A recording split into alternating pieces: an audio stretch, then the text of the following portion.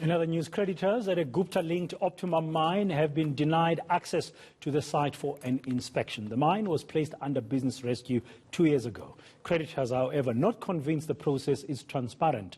They believe some of the mine's assets are being sold off to pay for maintenance. My colleague, that's ENC reporter Slindelo Masigane, is tracking that story for us in Hendrina in Mpumalanga. Good morning, Slindelo.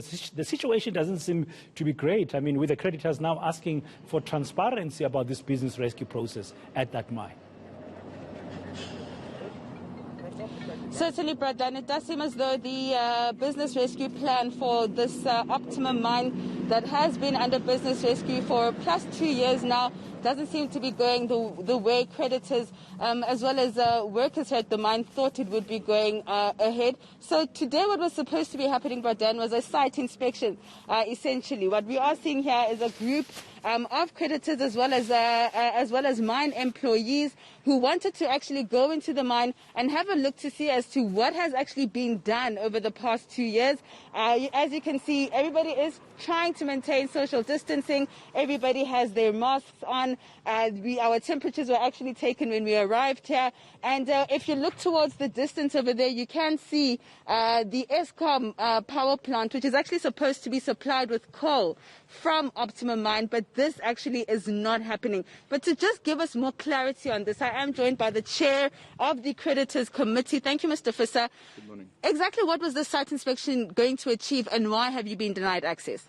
The site inspection was organised for the creditors to see the state of the mine after nearly 3 years in business rescue. And I think it was time to just bring this to the front, to showcase what has happened in the time that the business rescue practitioners has taken over this mine and rescue this mine to get the people back their work. Nothing has happened. To this date, they have got bidders, but no official funding, as we've recently seen from the documents. So this leaves us in a position after 3 years that nothing really has happened.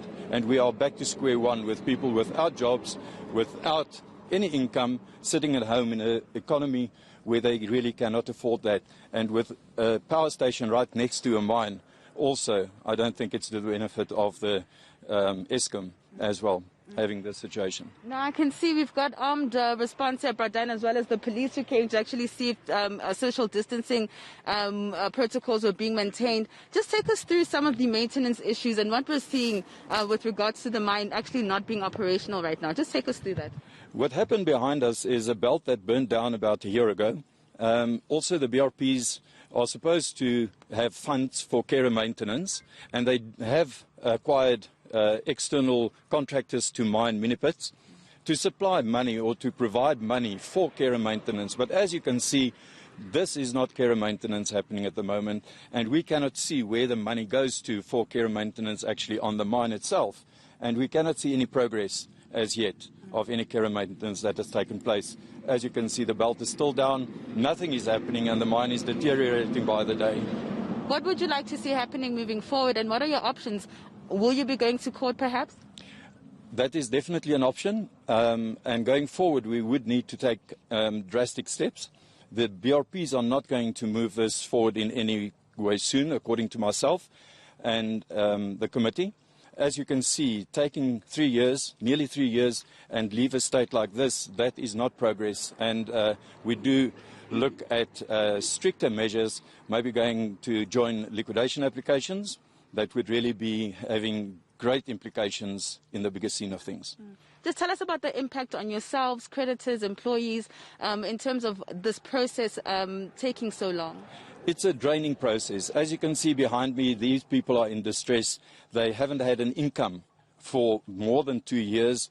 They've had houses to pay. I know of a friend just standing to the left of me.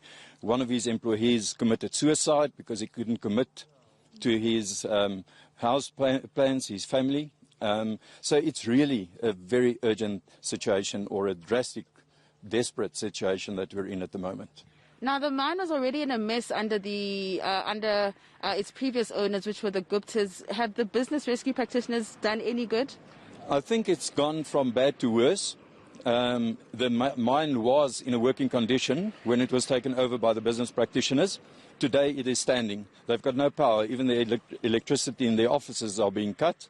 So, no, the business rescue practitioners have not done any good. Thank you so much, Ian. Thank you. Bradan, just before I let you go, I would like to bring in just a representative of the workers. Sir, if you could just introduce yourself and tell us what you would like to also see happening to Optimum Mine. My name is Gupta-linked. What we would like to see is that the business rescue must come out clearly as to whether are they able to sell the mine or they can't sell the mine. Because if you look at the situation now, a lot of people, all the workers here that are standing here, they run out of plans. There is no job, there is nothing, and there is nothing that is given to them as if it's a progress on the business rescue side. And there was a contractor working on that side, they call it Tautuna. All this time they are working, but nobody will tell you what does the money that they get there as a profit, where does it go to.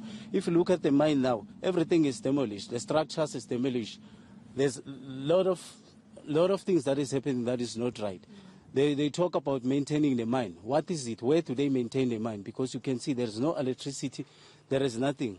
And the people that are sitting at home, they've been owed a lot of money. They don't think of them. They don't talk of them. All that they do, they just carry on as if it's business as usual on their side. We don't know whether the business rescue are getting money somewhere or they are friends and the heartless people that are helping them. But at the very same time, we need what belongs to us, all of us, the workers and the creditors. Thank you so much. Thank you. That is the latest from Optimum Coal Mine, Bradan. As you can see, a lot of issues 2 years later, still under business rescue, but it doesn't seem as though anything has taken place according to those that are here right now. Thank you very much, ANC reporter Deslindile Masigane.